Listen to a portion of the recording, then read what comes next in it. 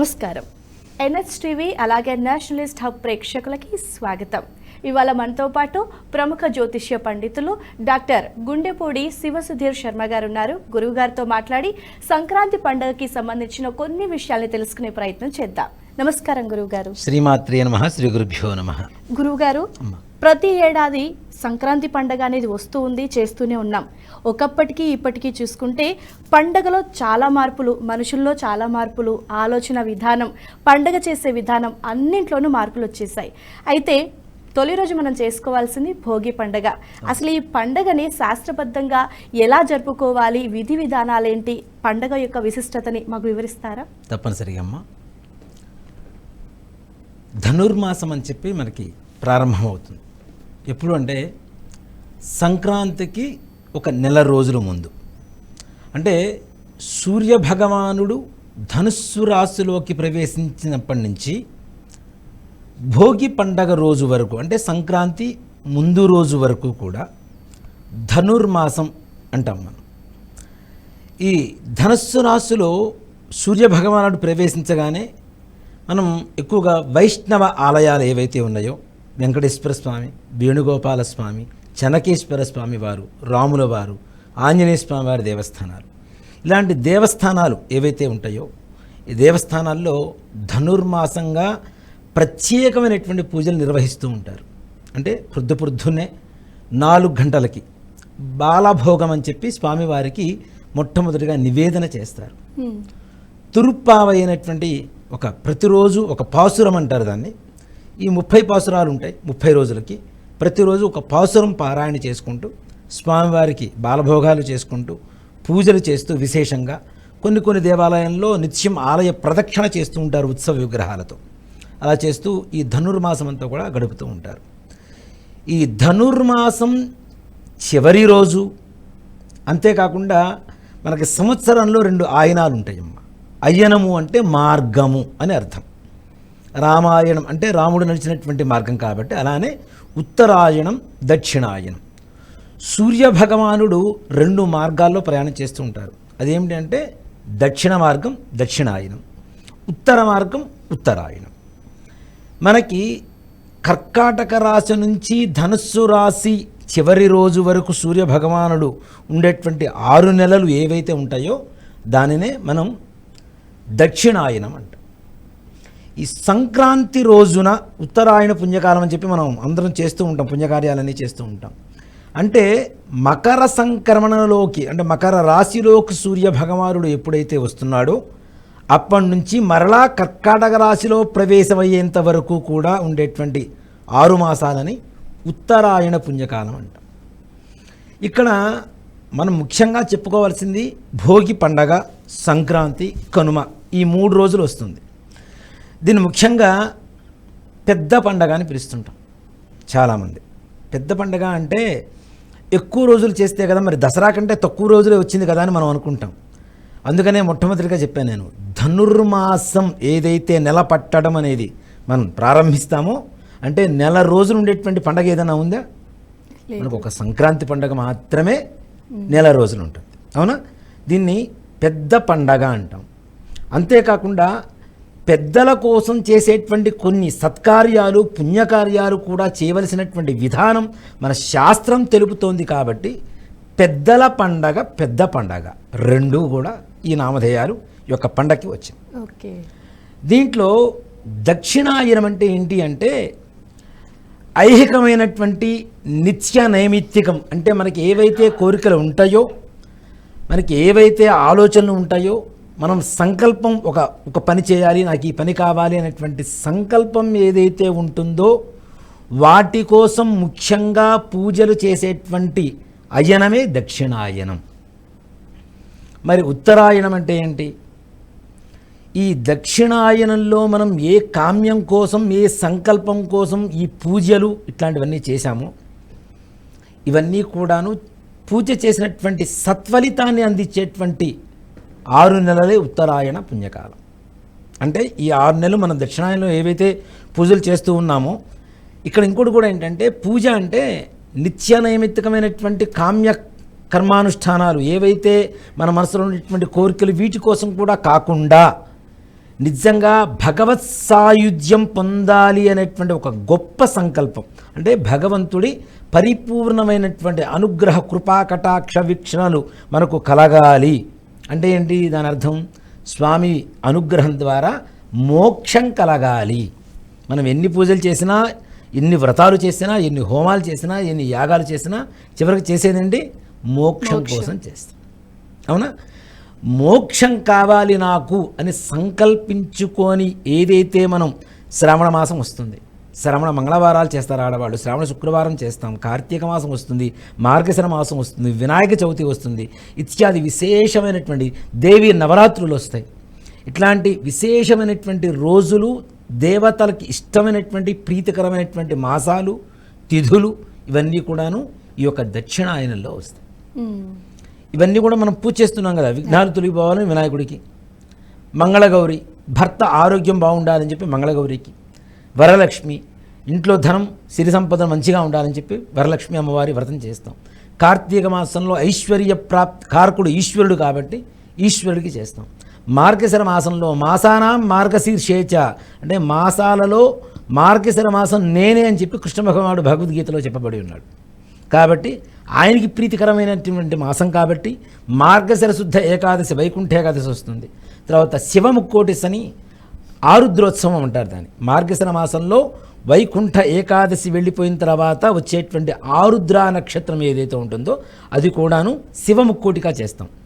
ముక్కోటి ఏకాదశి విష్ణుమూర్తికి చేస్తాం, ఇది శివముక్కోటి శివాలయాల్లో చేస్తారు. అట్లానే ఉత్తర ద్వార దర్శనం ఇత్యాది పరమ పవిత్రమైనటువంటి రోజులన్నీ కూడాను దక్షిణాయనంలో వస్తాయి. ఈ పరమ పవిత్రమైనటువంటి రోజుల్లో నాకు శివ అనుగ్రహం కలగాలి, నాకు మోక్షం కలగాలి అనేటువంటి ఒక సత్సంకల్పంతో ఏదైతే పూజ చేస్తామో ఆ పూజల ఫలితాన్ని అందుకునేటువంటి రోజులు ఏవైతే ఉంటాయో అవే ఉత్తరాయణం. అంటే మకర సంక్రమణం, మకర రాశిలోకి సూర్య భగవానుడు ప్రవేశించినటువంటి రోజు నుంచి మనం అంతకుముందు 6 నెలలు చేసినటువంటి పూజ ఫలితాలన్నింటినీ కూడా మనం పొందడం అనేది జరుగుతూ ఉంటుంది కదా. ఇక్కడ ముఖ్యంగా ఎవరైనా ఎందుకోసం పూజ చేస్తారు? మనోసంకల్పం నెరవేరాలి, నా కోరిక తీరాలి, నా కొడుకు బాగుండాలి, నా కొడుకు మంచి ఉద్యోగం రావాలి, నా కొడుకు మంచి భార్య రావాలి, నా కుమార్తెకు మంచి భర్త రావాలి, నా కుమార్తెకు తొందరగా వివాహం కావాలి, అనేక రకాలైనటువంటి ఈప్సితార్థం అంటే మనస్సులో ఉండేటువంటి కోరికలతో మనం పూజలు చేస్తూ ఉంటాం. అవునా? ఇవన్నీ కూడా దేనికి సంబంధించినవి? మనిషిలో భోగాలకు సంబంధించినవి. అంటే శారీరకమైనటువంటి భోగాలకు సంబంధించినటువంటివే కదా. వివాహం కానివ్వండి, సంతానం కానివ్వండి, ఉద్యోగం కానివ్వండి, ధనం కానివ్వండి, ఏవైనా సరే ఇవన్నీ కూడాను భోగాలకు సంబంధించినటువంటివి. ఇక్కడ మనం ఏ భోగాల కోసమైతే చేశామో భోగి పండగతో ఈ దక్షిణాయం సంపూర్ణమైపోతుంది. ఈ భోగాల కోసం చేసినటువంటి పూజల ఫలితమంతా కూడా అందుకోవడం మరుసటి రోజు నుంచే ప్రారంభమవుతోంది. అంటే భోగి పండగ మరుసటి రోజు నుంచే, ఎప్పుడైతే సూర్య భగవానుడు మకర రాశిలోకి వస్తున్నాడో ఆ రోజు నుంచే వాటి ఫలితాన్ని, వాటి రిజల్ట్ మనం తీసుకోవడం అనేది ప్రారంభమవుతుంది. అంటే సంక్రాంతి నుంచి ఫలితం అనేది మనకు లభిస్తుంది. కాబట్టి భోగాల కోసం చేసేటువంటి చిట్ట చివరి రోజు భోగి. ఇది మనం ఒక మంత్రపరంగా చెప్పుకోవాలి. అంతేకాకుండా మనిషికి ప్రతి ఒక్కడికి ఎంత భక్తి ఉన్నా, మోక్షం ఉన్నా తప్పనిసరిగా భుక్తి అనేది కావాలి కదా. ఖచ్చితంగా భుక్తి అంటే భోగంలోది ఒక భాగం. అవునా? ఇప్పుడు ఆహార పదార్థాలు, పంటలు కొత్తగా ఇంటికి చేరుకునేటువంటి సమయం ఇది. అవునా? మరి ఆహారం తీసుకునేది దేనికోసం? శారీరక భోగం కోసం. కాబట్టి భోగి అవుతుంది. అవునా? మనం దీంట్లో అనేక రకాలైనటువంటి అంటే ఒక్కొక్క ప్రత్యేకమైనటువంటి విశేషమైనటువంటి కార్యక్రమాలు ఈ 3 రోజుల్లో చేయదగినటువంటివి కొన్ని ఉంటాయి. ఇవి కూడా కేవలం భోగంతో వచ్చినదే భోగి అనేది మన నానుడైతే, ఇందాక నేను చెప్పాను కోరికలు ఏమీ లేకుండా మోక్షం కోసమే పూజ చెయ్యాలి అనుకుని పూజ చేసినటువంటి వాళ్ళకు కూడా మరి భోగం ఏ విధంగా కలుగుతుంది అంటే పరమేశ్వరుడి అనుగ్రహం కలుగుతోంది. అంటే వాళ్ళకి కావాల్సింది పరమేశ్వరుడు అనుగ్రహం, మోక్షమే కదా కదా. కాబట్టి పరమేశ్వరుడితో భోగం కలగడమే భోగి యొక్క పరమార్థం. ఏమ్మా అంటే పరమేశ్వరుడి ఆయన అనుగ్రహం కోసం తపస్సు చేసాం, ఆయన అనుగ్రహం కలగడమే భోగం కదా. అవును. దక్షిణాయన పూర్తవుతుంది వాటితో. సో కాబట్టి ఆయన భోగం కలగబోతుంది కాబట్టి అది కూడా భోగి కిందకే భోగం కిందకే వస్తుంది. ఓకే. అందుకని భోగ కలుగజేసేదాన్నే భోగి పండుగ అంట. ఈ భోగి పండుగ రోజున తప్పనిసరిగా తలంటు స్నానం చేయాలి. ఇప్పుడు చేస్తున్న రోజుల్లో తలస్నానం అంటారు, దాన్ని తలంటు స్నానం అనరు. తలస్నానం అంటే ఇప్పుడు ఏం చేస్తారు, నీళ్లు పోసుకుంటారు, లేదా షాంపూ పెట్టేసి రుద్దేసుకుంటారు, అయిపోతుంది. తలని అంటుకొని స్నానం చేసేదే తలంటు స్నానం అంటారు. అంటే నువ్వుల నూనె తీసుకొని లేదా ఆముదం తీసుకొని మన శరీరంలో ఉండేటువంటి ప్రతి ఆలోచన కూడాను ఎక్కడికి వెళ్తుంది, మన బ్రెయిన్లోకి, మైండ్లోకి వెళ్తుంది. సో ఈ శిరోభాగంలో ఉండేటువంటి భారాన్ని తగ్గించేటువంటి శక్తి నువ్వుల నూనెకి ఆముదానికి ఉంటుంది తప్పనిసరిగా. అంతేకాకుండా ఒక సైంటిఫిక్ రీజన్ తీసుకుంటే ఇది ఏ కాలం అవుతుంది, చలికాలం, హేమంత ఋతువు. అవునా, మనం శరీరం తొందరగా చల్లబడేటువంటి సమయం. ఇక్కడ నువ్వుల నూనె, ఆముదం రెండు కూడాను బాడీలో ఓవర్ హీట్ని జనరేట్ చేసేటువంటివే. సైన్స్ అనేది ఎంత గొప్పగా అప్పట్లోనే చెప్పారో చూడండి. నువ్వుల నూనెతోనే తలంటుకొని స్నానం చేయాలి. ఎందుకు అంటే ఆ నువ్వుల నూనె మన శరీరంలో మన శిరస్సు ద్వారా లోపలికి వెళ్తే, ఇప్పుడు ఒంటికి పూస్తాం, లేట్గా వెళ్తుంది. అవును. కానీ తల ద్వారా చేస్తే అతి తొందరగా శీఘ్రంగా వెళ్ళిపోతూ ఉంటుంది. అవునా, అందుకనే మనం వివాహంలో కూడా జీలకర్ర బెల్లం పెడతాం. జీలకర్ర బెల్లం చేతిలో పెట్టచ్చు, లేదా కాలు మీద పెట్టచ్చు. మరి శిరస్సు మీద ఎందుకు పెడతాము అంటే, జీలకర్ర బెల్లం పెట్టినప్పుడు ఈ శిరస్సున ఏదైతే బ్రహ్మరంధ్రం ఉంటుందో, ఇక్కడ ఈ బ్రహ్మనాడి మీద పెట్టినప్పుడు అతి త్వరగా వాళ్ళ శారీరకమైనటువంటి ఉష్ణం తగ్గిపోయి వాళ్ళు ప్రశాంతమైనటువంటి మనస్సు, ప్రశాంతమైనటువంటి వదనం అంటే ముఖం, ప్రశాంతమైనటువంటి చూపు, ఈ కళ్ళల్లో ఉండేటువంటి ఆ వేడివంతా కూడా ఒక్కసారిగా జీలకర్ర బెల్లం తగ్గించేస్తుంది. ఎక్కడ, శిరస్సు మీద పెడితే. కాబట్టి నువ్వుల నూనెతో స్నానం చేయడం అనేది తలకి అంటుకుని ఎందుకు స్నానం చేయమంటాము అంటే, శిరస్సు ద్వారా శరీరానికి తొందరగా కావలసినటువంటివి ఏవైనా, అది ఉష్ణం కావచ్చు లేదంటే శీతలం కావచ్చు.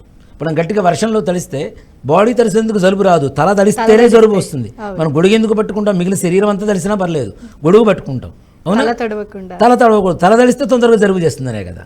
కాబట్టి ఈ శిరస్సుకి తప్పనిసరిగా నువ్వుల నూనెతో తలంటుకొని చక్కగా సున్నిపిండి తీసుకొని ప్రశాంతంగా శరీరానికి మొత్తాన్ని కూడా పట్టించి, ఈ శరీరానికి ఉండేటువంటి మలినమంతా కూడాను పోయేట్టుగా చక్కగా తల స్నానం చేయటం అనేది ఒక విధానం. దీని ద్వారా ఇది మనకి సంక్రాంతి చూడండి, ఎప్పుడు కూడా పుష్యమాసంలోనే వస్తూ ఉంటుంది. పుష్యమాసానికి అధిపతి శని. ఓకే, మకర రాశిలోకి సూర్యుడు వస్తున్నాడు, మకర రాశ్యాధిపతి శని. ఇక్కడ మనం పైన పెట్టమని చెబుతున్నది ఏంటి, నువ్వుల నూనె. శనికి ఇష్టమైనటువంటి నూనె ఏమిటి, నువ్వుల నూనె. శనీశ్వరుడి అనుగ్రహం కూడా మనకి పరిపూర్ణంగా కలుగుతుందని చెప్పడంలో ఏమాత్రం కూడా అతిశయోక్తి లేదు. ఓకే, దానివల్ల. అవునా, కాబట్టి ఈ విధంగా స్నానం చేయడం అనేది చాలా విశేషమైనటువంటి. ఓకే గురుగారు, యాక్చువల్గా అసలు భోగి పండుగ ఎలా వచ్చింది, భోగి అని ఎందుకు అన్నారు, సో దీని గురించి చాలా చక్కగా వివరించారు. అయితే భోగి పండుగ రోజు ఇప్పటి వరకు అంటే ఉదయం లేవగానే తలంటు స్నానం చేయాలి అని వివరించారు కదా. సో ఆ తర్వాతి కార్యక్రమాలు చాలా ఉంటాయి, పూజలు కానివ్వండి, భోగి పళ్ళు వేయటం, ఉదయం లేవగానే ముందుగా భోగి మంటలు వేస్తారు. అసలు ఈ భోగి మంటలు వేయడానికి అంటే సైంటిఫిక్గా ఏదైనా కారణం ఉందంటారా? తప్పనిసరిగా భోగి మంటలు అంటే అంటే మనం ఏమనుకుంటామంటే, దక్షిణాయనం అనేది మనుషులకు సంబంధించినటువంటి ఒక అయనం, 6 నెలలు. అవును. ఈ మనుషులకు చీడ పీడ అనేటువంటివి తొందరగా వస్తూ ఉంటాయి. అవునా, మిగిలిన ఉత్తరాయణ 6 నెలలు కూడాను, ఉత్తరాయణం ఏదైతే ఉందో దేవతా మాసాలు అంటారు, వాటిని దేవతా అయనం, దేవతా ప్రతిష్టలు, ఉపనయనాలు ఇత్యాది పుణ్యకార్యాలన్నీ కూడాను ఉత్తరాయణ పుణ్యకాలం వచ్చిన తర్వాతనే చేస్తాం మనం. దక్షిణాయనంలో ప్రతిష్టలు అవి చేయరు. కాబట్టి ఈ మనిషికి ఒక పీడ అనేది తప్పనిసరిగా కలుగుతూ ఉంటుంది. దాంట్లో ఏమిటి, హెల్త్. ముఖ్యంగా ఈ హేమంత ఋతువు ఏది ఇప్పుడు జరుగుతున్నది ఏదైతే ఉందో, దీని ముందు శిశిర ఋతువు అని ఒకటి వస్తుంది మనకి. అవునా, ఈ శిశిరం అనేది నిజంగా ఒక మాట చెప్పాలంటే యమధర్మరాజు పళ్ళలోంచి పుట్టినటువంటి ఒక ఋతువు అని చెప్తారు. అంటే అనారోగ్యకారకమైనటువంటి ఋతువు. తొందరగా జలుబు చేస్తుంటుంది, ఫీవర్స్ వస్తుంటాయి, ఈ సీజనల్ జ్వరాలు ఇవి ఎక్కువగా వస్తుంటాయి. అవునా, వీటన్నిటికీ కారణం అవుతుంది. ఎందుకంటే మంచు ఎక్కువగా కురుస్తుంది కదా, దానివల్ల ఎక్కువగా వీళ్ళకి అనారోగ్యం, ఇట్లాంటి పీడలు ఇవన్నీ కూడా వస్తూ ఉంటాయి. ఈ పీడల్లో శారీరక పీడ ఒకటి, గృహపీడ ఒకటి, బాలారిష్ట దోషాలు ఒకటి, 3 రకాలు ఉంటాయి. ఓకే. వీటిల్లో ఇందాక మనం చెప్పున్నట్టుగా శారీరకమైనటువంటి పీడ పోవాలి అందరికీ అంటే తప్పనిసరిగా తలంటు స్నానం ద్వారా ఒక పీడ వెళ్ళిపోతుంది. రెండవది గృహపీడ అంటాం. అంటే ఇంట్లో ఉండేటువంటి ఏదైనా నెగిటివ్ ఎనర్జీ. అవునా? మీరు ఎక్కువగా చూడండి, ఎక్కడైతే పాత వస్తువులు విరిగిపోయి చినిగిపోయినటువంటి వస్త్రాలు ఇవన్నీ ఎక్కడ ఎక్కువైతే ఉంటాయో అక్కడ వెళ్ళగానే మన మనసులో కూడా ఒక అతలాకుతలమైనటువంటి ఒక ప్రభావం కనపడుతూ ఉంటుంది, నెగిటివ్ ఎనర్జీ కనపడుతుంది. అవునా? ఇవన్నీ కాదు, మేము భోగానికి రెడీ అవుతున్నాం, పాతవన్నీ వదిలేస్తున్నాం, మాకు నూతన ఉత్సాహం కోసం మేము సిద్ధంగా ఉన్నామని చెప్పుకోవటం కోసం ఇంట్లో ఉండేటువంటి పాత వస్తువులు ఏవైతే ఉంటాయో వాటితో భోగి మంటలు వేయమని శాస్త్రం. అది కూడా ఏంటంటే పొద్దున్నే. ఇక్కడ నిజంగా ఓ మాట చెప్పాలంటేనమ్మా, పాత వస్తువులు వేసామా లేదంటే ఒక కట్టెలు తీసుకొచ్చి వేసామా, ఆవు పిడకలు కూడా వేయవచ్చు. చాలా విశేషం. ఆవు పిడకలు వేయడం అనేది చాలా విశేషం. దాంట్లో కూడా ఒక పరమార్థం ఉంది, చెప్తాను మీకు. నిజంగా ఈ శీతాకాలంలో మనకి ఈ చలికాలంలో ఏదైతే ఉందో ఒక్కసారిగా మనకి వేడి అంతా తగ్గిపోతుంది, అంటే ఉష్ణోగ్రత తగ్గిపోయి చల్లబడిపోతుంది.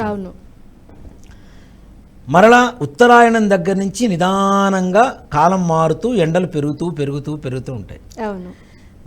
మనిషి శరీరం అనేది ఒక్కసారిగా ఏది కూడా తొందరగా రిసీవ్ చేసుకోలేడు. వేడి కావచ్చు, చలి కావచ్చు, వాన కావచ్చు. అవునా? ఒక్కసారి ఎండలు ఒక్కరోజు ఉన్నట్టుండి ఎండ వచ్చేస్తే ఏమవుతుంది మన పరిస్థితి? అబ్బా ఏంటి ఇవాళ ఇంత ఎండ అనుకుంటాం. అలానే ఉన్నట్టుండి ఒక్కసారిగా చలి వచ్చిందంటే తట్టుకోలేం. అలానే ఉన్నట్టుండి ఒక్కసారి వర్షం వస్తున్నా కూడా తట్టుకోలేం. కాబట్టి మానవ శరీరానికి రాబోయేటువంటి ఎండల ప్రభావం ముందు నుంచే ఇలా ఉంటుంది అని చెప్పి సైంటిఫిక్గా అలవాటు చేయడం కోసం కూడా ఈ భోగి మంటలు వేయడం అనేది ఒక సంప్రదాయం. ఓకే. ఇక్కడ నుంచి సంక్రాంతి నుంచి నిదానంగా చలిపోతూ ఉంటుంది కదా, శివరాత్రితో శివ అంటే అసలు పోతుంది అంటుంది. కాబట్టి ఇక్కడి నుంచి ఎండలు ప్రారంభమవుతాయి. కాబట్టి మన మానవ శరీరాన్ని వేడికి తొందరగా అలవాటు చేయటమే ఈ యొక్క పరమార్థం, భోగి మంటల పరమార్థం. అంతేకాకుండా దీంట్లో కూడాను ఈ భోగి మంటల్లో ఆవు పిడకలు వేస్తాం. అవును. దీంట్లో ఇంకొక లౌకికమైనటువంటి ఒక పరమార్థం కూడా ఉందమ్మా. ఏంటి గురువుగారు? ఇప్పుడు బ్రాహ్మలు, విషయం తెలిసిన వాళ్ళు, బాగా డబ్బులు ఉన్నవాళ్ళు హోమాలు, యజ్ఞాధికాలు ఇట్లాంటి కార్యక్రమాలు అన్నీ చేయించుకుంటూ ఉంటారు. కానీ సర్వసామాన్యుడికి కూడా అందుబాటులో ఒక హోమం లాంటిది అందుబాటులో ఉండాలి అంటే భోగి మంట. ఖచ్చితంగా. అవునా? అందరూ కులమత భేద విచక్షణారహితంగా ప్రతి ఒక్కరికి కూడాను దేవతా పూజ, ఒక హోమం, అగ్నిదేవుడు అని చెబుతున్నాం. అగ్ని ఏ రూపంలో ఉన్నా, అది హారతి కర్పూర రూపంలో ఉన్నా, హోమ రూపంలో ఉన్నా, యాగ రూపంలో ఉన్నా, ఇంకే జ్వాలాతోరణం, కార్తీక మాసానికి జ్వాలాతోరణం కడతాం, జ్వాలాతోరణ రూపంలో ఉన్నా ఏదైనా అగ్నిదేవుడు అని పిలుస్తున్నాం. కాబట్టి హోమం అనేటువంటి ఒక ప్రక్రియ సర్వసామాన్యులందరికీ అందుబాటులో ఉంచేటువంటి ఒక గొప్ప విధానమే ఈ భోగి మంటలు అని చెప్తాం. ఈ భోగి మంటల్లో ఆవు పేడ వేస్తాం, ఆవు పిడకలు తయారు చేసి వేస్తాం. నిజంగా చాలామంది చూడండి, కొన్ని చోట్ల భోగి మంటలు అయిన తర్వాత అక్కడ భస్మం తీసి బొట్టు పెట్టుకొని పిల్లలకు కూడా బొట్టు పెడుతుంటారు. అంటే ఏమిటిది? హోమమే కదా, అగ్నిదేవుడు ప్రసాదం. అంతా అయిపోయిన తర్వాత ఏదైతే భస్మం మిగులుతుందో ఆ భస్మాన్ని ప్రసాదంగా తీసుకోవడం. అంటే సర్వసాధారణమైనటువంటి సర్వసామాన్యులందరికీ కూడాను అగ్నిదేవుడిని, హోమం అనేటువంటి ఒక ప్రక్రియని దగ్గరగా తీసుకురావడం ఈ భోగి మంటలో ఉన్నటువంటి మరి ఒక పరమార్థం. ఓకే గురువు గారు. అయితే చాలామంది భోగి రోజు భోగి పళ్ళు వేయాలి అంటే, మామూలుగా మనం సాధారణంగా చూసుకుంటే చిన్నపిల్లలు 12 ఏళ్ల లోపు వాళ్ళకి మాత్రమే భోగి పళ్ళు పోస్తారు అని అంటూ ఉంటారు. అయితే నిజంగా చిన్నపిల్లల వరకే భోగి పళ్ళు పోస్తారా, పెద్దవాళ్ళకి పోయకూడదా? దీని గురించి వివరిస్తారా గురువుగారు? మంచిదమ్మా. ఇందాక నేను చెప్పాను కదా బాల అరిష్ట దోషాలు అని చెప్పి. అంటే బాలారిష్ట దోషాలు అంటే చిన్నపిల్లలకి నిజంగా భగవంతుడు పుట్టిన ఆయన కూడా బాలారిష్ట దోషాలతోనే పుడతాడు ఇప్పుడున్న పరిస్థితుల్లో. ప్రతి ఒక్కరికి అన్ని గ్రహాలు సవ్యమైనటువంటి స్థితిలో ఎవ్వరూ పుట్టరు. ప్రతి ఒక్కరికి ఏదో ఒక సమస్యతోనో తప్పనిసరిగా, అంటే పెద్ద అయిన తర్వాత ఆ గ్రహస్థితి ప్రభావం ఏంటనే చూపిస్తుంది. కాబట్టి ఈ బాలారిష్టాలు చిన్నపిల్లలకి ముద్దు వస్తున్నప్పుడు 10 సార్లు ముద్దు పెట్టుకున్నా వాళ్ళకి దిష్టి కలు అంటూ ఉంటారు. అంతే కదా. పిల్లలు నిద్రపోతుంటే ఇంకా ముద్దు వస్తుంటారు, అట్లాంటప్పుడు ఇంకా దగ్గర పోయి ముద్దు చేస్తుంటారు. ఇట్లాంటివన్నీ కూడా వీటి వల్ల ఏంటంటే ఇంట్లోకి అనేక రకాలైనటువంటి అంత దేనికమ్మా, ఇప్పుడు ఎవరైనా పిల్లలు పుట్టగానే చూడటానికి వస్తుంటారు 10 మంది, వాళ్ళు కాళ్ళు కడుక్కొని రాండి. ఇప్పుడు కాళ్ళు కడుక్కోవడానికి ఇంటి బయట తొట్టి ఎక్కడ ఉంది, బకెట్లు అక్కడ ఉంటుంది, కష్టం. ఇంటి లోపలికి వస్తేనే వాష్రూమ్ ఉంటుంది, దాంట్లో ట్యాప్ ఉంటుంది, లేదా బాల్కనీ వెనక ఎక్కడో ఉంటుంది. ఇవంతా తిరిగిన తర్వాత కాళ్ళు కడుక్కుంటే ఏమిటి, కడుక్కోపోతే ఏమిటి, అవునా? పిల్లల దగ్గరకు వచ్చేటప్పుడు తప్పనిసరి కాళ్ళు కడుక్కొని లోపలికి రాండి అని చెప్తాం. అది భర్త అయినా సరే ప్రతిరోజు ఆఫీస్కి వెళ్ళి వచ్చినా సరే తప్పనిసరిగా బయట కాళ్ళు కడుక్కొని లోపలికి రావాలి. చిన్నపిల్లలు ఉన్నప్పుడు ముఖ్యంగా చేయవలసినటువంటి, అంటే బయట మనం ఎలా ఎవరిని ముట్టుకొని వస్తామో తెలియదు, ఎలా ఉంటారో తెలియదు, ఏ పరిస్థితుల్లో ఉంటారో తెలియదు. ఆ నెగిటివ్ ఏదైతే ఉందో అది పిల్లల దగ్గరకు వస్తుంది అనేటువంటి భయంతోనే మనం కాళ్ళు కడుక్కొని రమ్మని చెప్తాం. కానీ ఇప్పుడు ఈ పిల్లలకి ఈ దృష్టి దోషాలు ఇట్లాంటివన్నీ కూడా ఎక్కువగా ఉంటాయి. పుట్టినప్పటి నుంచి నా దృష్టిలో ఈ పిల్లవాడికి 70 ఏళ్ళు వచ్చినా తల్లికి 90 ఏళ్ళు ఉన్నాయంటే తల్లికి ఎప్పుడు కూడా ఈ కొడుకు చిన్నపిల్లవాడే. అవును. 12 ఏళ్ల లోపల వాళ్ళకి పోయాలా, 10 ఏళ్ల లోపల వాళ్ళకి పోయాలా అంటే నేను అసలు ఒప్పుకోలేదు. 70 ఏళ్ళు వచ్చినా తల్లి ఉంది, తల్లికి 90 ఏళ్ళు వచ్చినాయి, నా కొడుకు నేను భోగిపళ్ళు పోసుకుంటాను అంటే దాని అభ్యంతరం చెప్పడానికి ఎవరికి అధికారం లేదు, హక్కు లేదు. అది వాళ్ళ ఇష్టం కూడా కాదు, అందరికీ పొయ్యాలని, అందరికీ ఆ పీడ తొలగటం కోసం. దీంట్లో కూడా ఇంకోటి ఏంటంటే నిజంగా ఒక సైంటిఫిక్ రీజన్ ఒకటి చెప్తాను మీకు. ఈ రేగి పళ్ళు ఉన్నాయి కదా, రేగి పళ్ళలో సి విటమిన్ ఉంటుంది, అవునా? దాంతోపాటు సూర్యకిరణాల వల్ల పండిపోయేటువంటి ఒక సూర్యకిరణాలు ఉండేటువంటి డి విటమిన్ రిసీవ్ చేసుకునేటువంటి ఒక ఏకైక లక్షణం కలిగినటువంటి పండు ఏదైనా సృష్టిలో ఉందంటే అది రేగి పండు మాత్రమే. రేగి పండ్లు ఎందుకు పోయాలని జనాలకు చాలా మందికి డౌట్, అది కూడా ఒక సందేహం ఉంది, అవునా? సో ఇది ఎందుకు చేయాలి అంటే దీనికోసం అన్నమాట. ఆ రేగి పండ్లు సూర్యకిరణాలు ఉండేటువంటి శక్తిని పుంజుకుంటాయి. అంతేకాకుండా ఈ రేగి పళ్ళతో రాగి నాణాలు కలపమంటారు. చాలా మంది చిల్లర డబ్బులు 1 రూపీ 2 రూపీస్ కాయిన్స్ కలుపుతున్నారు, అది కరెక్ట్ కాదు. ఓ మాట చెప్పానంటే రాగి నాణాలు పూర్వకాలంలో అనార్ధన ఇట్లా ఉండేవి, వాటిని ఆ నాణాలు తీసుకొని చెరుకు ముక్కలు కొన్ని కలుపుతుంటారు, అవి కొబ్బరి ముక్కలు, పూలు, ఇవి కూడాను ఏ పాత్రలో. ఇప్పుడు నేను బాగా రిచ్గా ఉన్నానండి, నా దగ్గర బంగారు పాత్ర వెండి పాత్ర ఇవి ఏవి కాదు, ఇనప భాండి కానీ ఇనప వస్తువు ఏదైనా సరే పాత్రలో ఇవన్నీ కలిపి రాగి నాణాలు ఇనుముతో టచ్ అవుతూ రేగి పళ్ళని టచ్ అవుతూ పోస్తే వాటిల్లో ఉండేటువంటి అతీంద్రమైనటువంటి నెగిటివ్ ఎనర్జీ, వీళ్ళ దగ్గర ఉండేటువంటి నెగిటివ్ ఎనర్జీని తీసేటువంటి అతీంద్రమైనటువంటి ఒక పాజిటివ్ ఎనర్జీ వాటి ద్వారా వీళ్ళకి చేరుకుంటుంది. ఓకే, దానికోసమనే ఇనప పాత్రలో మాత్రమే పోయమని శాస్త్రం చెప్తోంది. మన దగ్గర ఉన్నాయి కదా వెండి బంగారు పాత్రలు పోయకూడదు, ఇనప పాత్రలో ఇవన్నీ కలిపి పిల్లవాడికి 3 సార్లు తిప్పి అవి వాళ్ళ మీద నుంచి పోస్తే అవి కూడా శిరస్సునే పోస్తాం కదా తప్పనిసరిగా. కాబట్టి ఈ శిరస్సు మీద పోస్తే ఇక్కడ నుంచి ఉండేటువంటి పాదాంతకం అంటే శిరస్సు దగ్గర నుంచి కాలిగోటి వరకు ఉండేటువంటి ఏ ఘోషలు, దోషాలు, పీడలు ఏవైతే ఉంటాయో అవన్నీ కూడా వాటి ద్వారా వెళ్ళిపోతాయి. కాబట్టి భోగి పండ్లు పోసుకోవాల్సిన విధానం ఇది, అంతేగాని మనం వేరే పాత్రలో పోయడం అనేది అంటే మనం చెప్పవలసింది చెప్తున్నాం. తప్పనిసరిగా వారు పాటిస్తే దానివల్ల తప్పనిసరిగా మంచి జరుగుతుంది అనేది, దానివల్ల కలగాల్సిన ఫలితం కలుగుతుంది. అది సైంటిఫిక్ గా చెప్తున్నారు కదమ్మా. కాపర్ అండ్ ఐరన్ ఈ రెండు కలపడం ద్వారా ఒక పాజిటివ్ ఎనర్జీ క్రియేట్ అవుతుంది. వీటి ద్వారా వాళ్ళ శిరస్సు మీద పడుతూ ఉంటే వాళ్ళకు ఉండేటువంటి ఆ దుష్టశక్తులు ఏవైతే ఉంటాయో, పీడ ఏదైతే ఉంటుందో అది పోతుంది. నిజంగా భోగి పళ్ళు అలవాటు ఉన్న వాళ్ళు పోసిన తర్వాత చూడండి వాళ్ళ పిల్లలు చీటికి మాటికి ఆడవడం కానీ ఇట్లాంటివన్నీ కూడా ఆగిపోతూ ఉంటాయి. ఏది చేయవలసినటువంటి విధానంగా చేస్తే, మేము భోగి పళ్ళు పోస్తున్నాం మా పిల్లవాడు అట్లానే ఉన్నాడు అంటే ఈ విధానం ఏదైతే ఉందో దీన్ని పాటిస్తే బాగానే ఉంటుంది. ఇది పాటించకుండా ఇప్పుడు మనం భోజనం చేస్తామమ్మా, నిజంగా ఒక కంచంలో తింటే ఒక ఆనందంగా ఉంటుంది, ఒక పేపర్లో తింటే ఒక రకంగా ఉంటుంది, అవునా? ఒక్కో దాంట్లో ఒక్కొక్క టేస్ట్, ఒక ఫీలింగ్ ఉంటుంది. అలానే బట్ రిజల్ట్ కూడా అట్లానే ఉంటుంది తప్పనిసరిగా. మనం పేపర్ ప్లేట్లో పెట్టుకుని తింటున్నాం, వేడి అన్నం పెడతాం, అది కరిగిపోతుంది, లోపలికి పోతుంది, దానివల్ల క్యాన్సర్ వస్తుందని కూడా డాక్టర్లు చెప్తున్నారు, అవునా? పూర్వకాలంలో వెండి పాత్రలు ఉండేవి, లేదంటే వెండి పాత్రలో మధ్యలో బంగారు పుష్పం ఉండేది.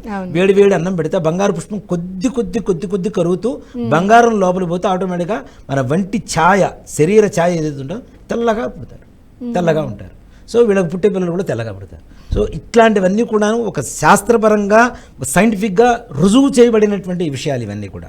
ఇలా చేయడం ద్వారా అంటే ప్రతి పండగలో కూడా ఒక గొప్ప సైన్స్ ఉంది, ఖచ్చితంగా గొప్ప సైన్స్ ఉంది. మన హిందూ ధర్మం హిందూ మతం కూడా కాదు, హిందూ ధర్మంలో మనం చేసేటువంటి ఏ పండగ అయినా సరే, ఏ పని అయినా సరే గొప్ప సైంటిఫిక్ రీజన్స్తో కూడుకున్నటువంటి వ్యవహారాలు. ఓకే గురుగారు, భోగి వరకు ఇప్పటి వరకు చాలా విషయాలు అంటే చాలామంది కొద్ది వరకే తెలుసు. ఇందాక మీరు అన్నట్టుగా భోగి పళ్ళని ఏ పాత్రలో వేసి వేయాలి అంటే దానివల్ల సైంటిఫిక్గా రీజన్ తెలియదు, స్టీల్ పాత్రలో వేసేయటం చేసేయటం జరుగుతూ ఉంది. సో మీరు అన్నట్టుగా మీరు చెప్పిన పాయింట్స్ కరెక్ట్గా అన్ని శాస్త్రబద్ధంగా జరుపుకుంటే దానివల్ల కలగాల్సిన ఫలితం కూడా అలాగే కలుగుతుంది. తప్పనిసరి కలుగుతుంది. ఓకే గురుగారు, అయితే ఇప్పుడు సంక్రాంతి పండుగ విశిష్టత గురువుగారు, అసలు సంక్రాంతి రోజు మనం ఏం పనులు చేయాలి, ఆ రోజు ఎలాంటి పూజలు చేయాలి, ఏ నైవేద్యాలను అమ్మవారికి మనం సమర్పించుకుంటే మంచి జరుగుతుంది అంటారు గురువుగారు? నిజంగా అంటే ఇక్కడ చూడండి, సంక్రాంతి 3 రోజులు చేస్తాం. అవును. ఒకటి మన శరీరానికి సంబంధించి భోగం కోసం భోగి, అవును. రెండవది దేవతల కోసం చేసేటువంటిది సంక్రాంతి, అవును. మూడవది కనుమ పశు సంపద కోసం చేసేటువంటిది. అంటే జీవరాశుల కోసం ఒకటి, మన కోసం ఒకటి, భగవంతుడి కోసం ఒకటి. 3 రోజులు కలయికే ఈ సంక్రాంతి అనేటువంటి పరమ దివ్యమైనటువంటి రోజులు. సంక్రాంతి అనేటువంటి రోజునే ఉత్తరాయణ పుణ్యకాలం. ఇందాక మనం చెప్పుకున్నట్టుగా ఉత్తరాయణ పుణ్యకాలం ప్రారంభమవుతుంది 6 నెలలు. అంటే మకర రాశిలోకి సూర్య భగవానుడు వచ్చేటువంటి రోజునే మకర సంక్రమణం అంటాం. ప్రతి నెల ఒక సంక్రమణం ఉంటుంది తప్పనిసరిగా. 12 రాశులు కదా మనకి, 12 నెలలు కదా. సూర్య భగవానుడు ఒక్కొక్క రాశిలో ఒక్కొక్క నెల రోజులు ఉంటాడు. అవును. ఒక రాశి నుంచి ఇంకో రాశికి మారటమే సంక్రమణం అంటాం. వాటిల్లో విశేషమైనటువంటి సంక్రమణాలు 2, 3.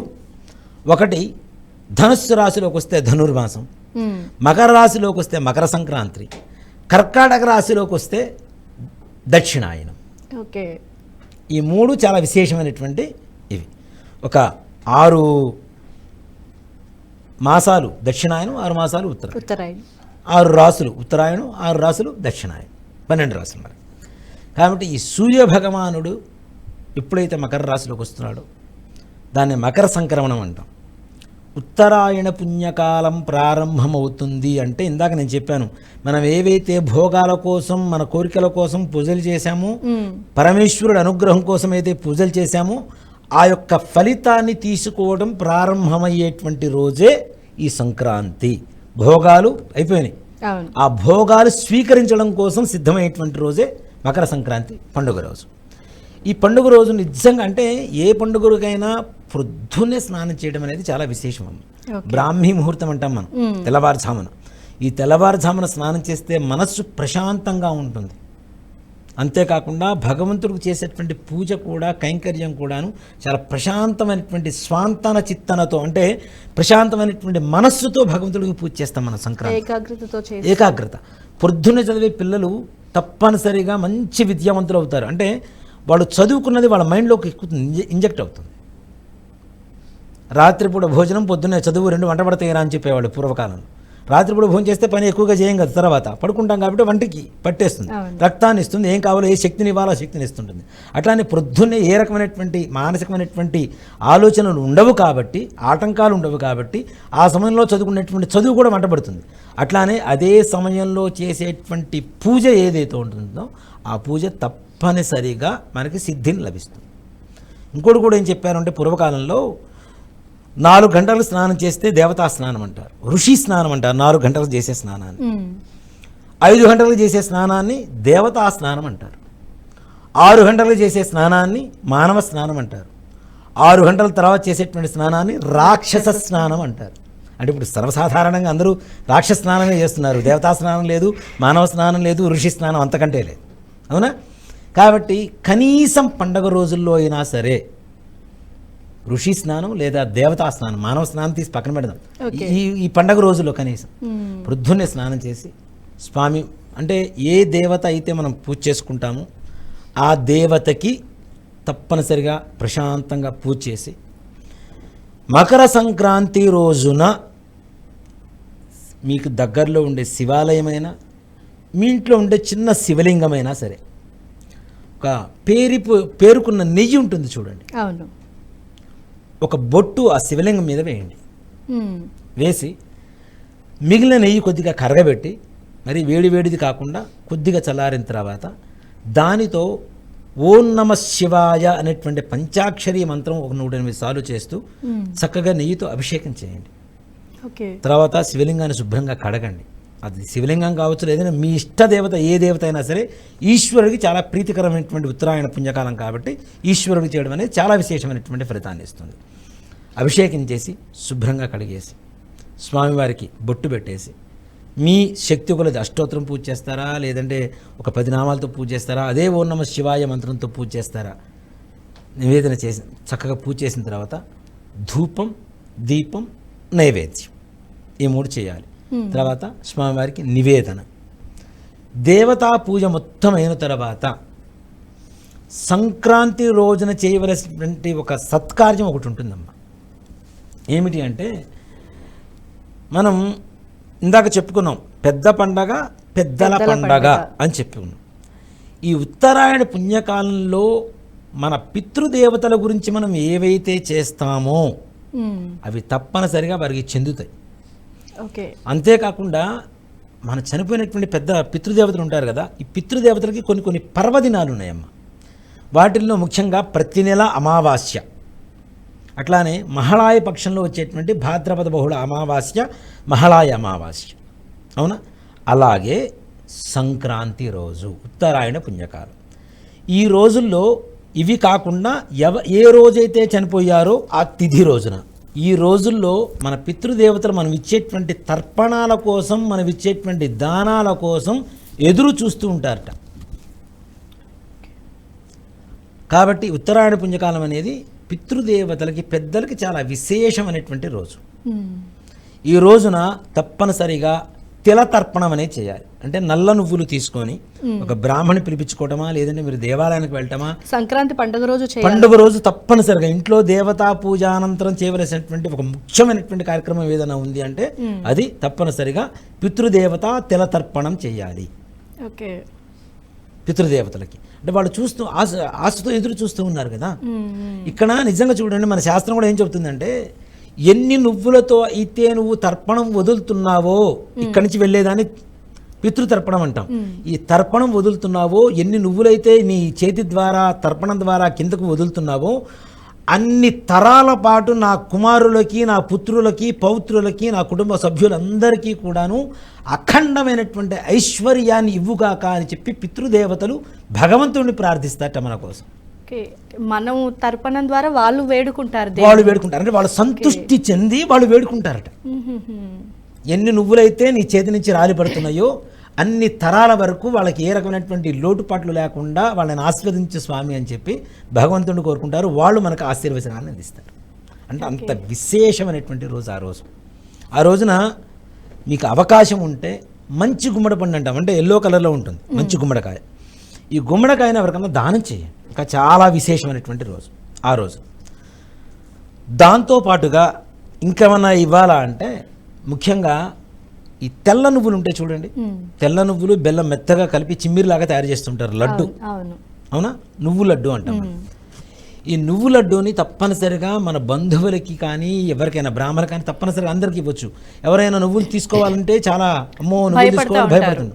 కానీ సంక్రాంతి పండుగ రోజున మాత్రం ఈ పితృతర్పణంతో పాటు ఈ నువ్వులు ఉండలు ఆ సంక్రాంతి రోజున మాత్రం ఎవరికైనా ఇచ్చినా తీసుకున్నా ఏ రకమైనటువంటి శనిగ్రహ బాధలు ఉండవు. చాలా మంది భయపడుతుంటారు. కానీ ఒక సంక్రాంతి రోజున మాత్రం, అంటే ఇది కూడా ఒక సైంటిఫిక్ రీజనేనండి. నువ్వులు బెల్లం కలిపి తింటే మానవ శరీరంలో ఉష్ణం పెంచుతుంది కదా. అసలే చలికాలం కదా. ఈ చలికాలంలో మనిషికి కావలసినంత వేడిని పెంచడం కోసం ఇచ్చేటువంటి ఒక పదార్థం అది. దాన్ని కూడా ఒక ప్రసాద రూపంలో మన శాస్త్రం అందిస్తుంది. అందరికి ఇవ్వండి తప్పనిసరిగా.